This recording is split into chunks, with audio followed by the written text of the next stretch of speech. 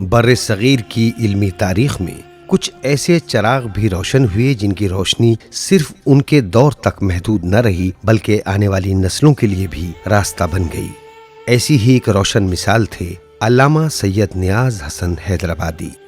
آپ سن 1822 عیسوی میں برست ضلع کرنال صوبہ ہریانہ کے ایک علمی اور دیندار خانوادے میں پیدا ہوئے۔ آپ کے والد مولانا غلام حسین کا شمار اپنے وقت کے ممتاز علماء میں ہوتا تھا۔ انہی سے علم و تقوی کی جو وراثت ملی وہ آپ کی پوری زندگی میں نمایاں نظر آتی رہی۔ موصوف نے ابتدائی تعلیم کے بعد لکھنؤ کا رخ کیا اور بزرگ اساتذہ سے کسب فیض کیا، جن میں آغا حسین میرن، سید العلماء سید حسین اور مفتی سید محمد عباس وغیرہ کے اسماء گرامی سر فہرست ہیں۔ آپ نے لکھنؤ میں تحصیل علم کے بعد عراق کا سفر کیا اور وہاں اکابر علماء سے کسب فیض کیا۔ آپ نے نجف اشرف میں حضرت امیر المومنین علی علیہ السلام کی بارگاہ میں حاضری کے بعد کربلا، سامرہ اور کاظمین کے روحانی سفر طے کیے۔ ان مقدس مقامات کی زیارت آپ کے لیے صرف روحانی تسکین کا ذریعہ نہ تھی بلکہ علمی ترقی کی ایک سیڑھی تھی۔ موصوف نے وہاں رہ کر آیت اللہ شیخ مازندرانی کربلائی، الحاج مرزا تقی طباطبائی جیسے جید اساتذہ کے سامنے زانوئے ادب طے کیے۔ ان دونوں بزرگ اساتذہ نے آپ کی علمی صلاحیت کو دیکھتے ہوئے اجازات سے نوازا۔ علامہ نیاز حسن نے عراق سے واپسی پر حیدرآباد دکن کا رخ کیا۔ یہی وہ مرحلہ تھا جب آپ کی علمی اور اصلاحی زندگی میں دوسرا دور شروع ہوا۔ یہاں آپ نے دینی خدمات کا آغاز کیا، عوام الناس کو عبادات، اخلاق اور دینی شعور کی روشنی دی۔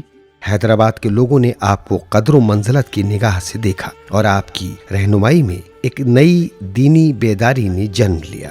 غرض یہ کہ موصوف خطابت، تدریس اور لوگوں کی رہنمائی تینوں محاذوں پر سرگرم رہے۔ علامہ نیاز حسن دکن میں بہت جلد مرجع خلائق بن گئے۔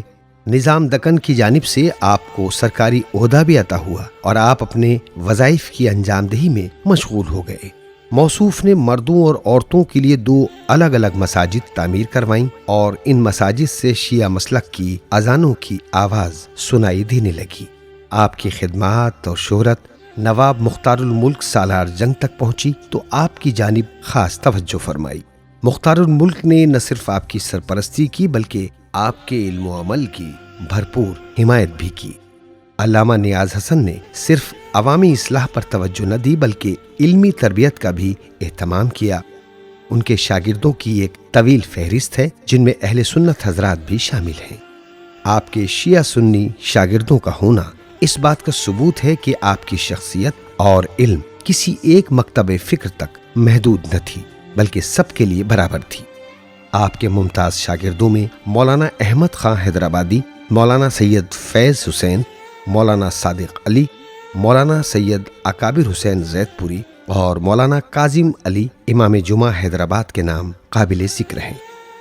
آپ نے تمام مصروفیات کے باوجود تصنیف و تالیف کے میدان میں بھی قلمی جوہر دکھائے۔ آپ کی مثنوی حدیقۃ الایمان ایک فکری اور روحانی شاہکار ہے۔ اسی طرح حلیۃ العباد ترجمہ زینت العباد علم و عرفان کے ذوق رکھنے والوں کے لیے ایک گراں قدر تحفہ ہے۔ اس کے علاوہ آپ کے تحریر کردہ کئی اجازات بھی علمی دنیا میں محفوظ ہیں۔ خداوند عالم نے آپ کو اولاد جیسی نعمت سے نوازا جن میں مولانا بندے حسن، مولانا ابو الحسن جو میرن کے لقب سے معروف ہوئے، مولانا احمد رضا اور مولانا منع آغا شامل ہیں جو خود بھی دینی خدمات میں مصروف رہے۔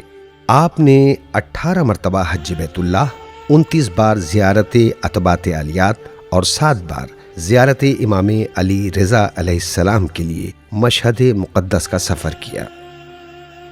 موصوف جب آخری بار سن 1892 عیسوی میں مشہد مقدس کی طرف ریل گاڑی سے روانہ ہوئے، دوران سفر اچانک بیمار ہو گئے اور اس فانی دنیا کو خیر بات کہا۔ انا للہ و انا الیہ راجعون۔ شہر سکر میں آپ کے جنازے کو ٹرین سے اتار کر جسد خاکی کو شہر سکر کے قبرستان میں امانتاً رکھا گیا۔ 2 سال کے بعد کربلائے معلی میں آپ کو سپرد خاک کر دیا گیا۔